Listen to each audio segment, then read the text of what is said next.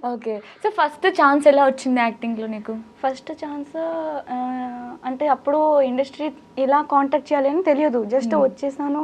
ఒక అక్క వాళ్ళ ఇంటిలో స్టే చేశా. ఆ అక్కతో కూడా బస్సులో పరిచయం అయింది. ఏడుస్తున్నప్పుడు అక్క చెప్పింది, "ఎందుకు ఏడుస్తున్నావు?"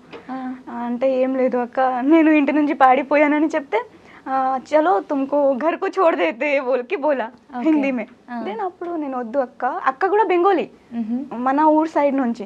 సో అక్కకి చిన్న ఏజ్ లో పెళ్లి అయిపోయి బాగా లైఫ్ ఖరాబ్ అయిపోతే అక్కకి అర్థమైపోయింది, అంటే నా లైఫ్ కూడా ఇలా జరుగుతుంది అని. అక్క మంచిగా సపోర్ట్ చేసింది. ఇప్పటికి టచ్ లో ఉన్నారు? ఇప్పుడే అంటే ఓన్ అక్క లాగా మారిపోయింది. అక్క బావ పిల్లలు అందరం ఉన్నారు. సో అప్పుడే అక్క తీసుకొచ్చింది హైదరాబాద్. ఒక 1 వీక్ అక్క వాళ్ళ ఇంటికి ఉన్నాను. తర్వాత అన్నయ్య వచ్చేసి మళ్ళీ నాన్న పర్మిషన్ ఇచ్చారు అక్కకి అంటే చెల్లికి తీసుకురా అని. అప్పుడు తీసుకెళ్ళిపోయారు.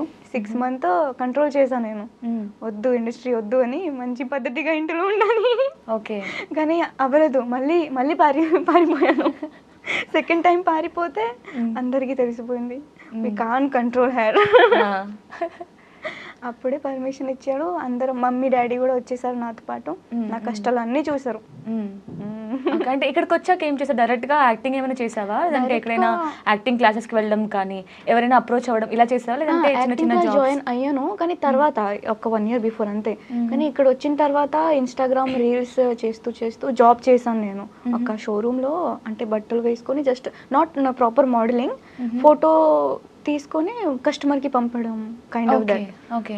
సో అది చేస్తూ నాకు షార్ట్ మూవీలో ఛాన్స్ వచ్చింది. అది ఇంకా రిలీజ్ అవ్వలేదు. అక్కడ నుంచి మళ్ళీ వేరే డైరెక్టర్, వేరే ప్రొడ్యూసర్ తో పరిచయం అయ్యి అలానే కాంటాక్ట్ పెరిగింది. ఓకే.